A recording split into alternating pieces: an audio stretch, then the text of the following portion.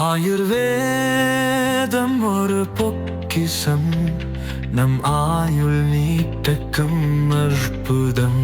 Doctor Srivarma's. சமூக நீதி பேசும் ராகுல் காந்தியின் காங்கிரஸ் கட்சியிலேயே சமூக நீதி இல்லை என்று பாதுகாப்புத்துறை அமைச்சர் ராஜ்நாத் சிங் சாடியுள்ளார். பீகாரில் நடந்த தேர்தல் பிரச்சார கூட்டத்தில் பேசிய அவர், சமூக நீதி குறித்து ராகுல் காந்தி பேசுகிறார், ஆனால் காங்கிரஸ் கட்சியிலேயே பிற்படுத்தப்பட்ட வகுப்பினருக்கு அதிகாரம் வழங்கப்படுவது இல்லை. பாஜக கூட்டணி அனைவருக்கும் சமமான பிரதிநிதித்துவத்தை உறுதி செய்கிறது.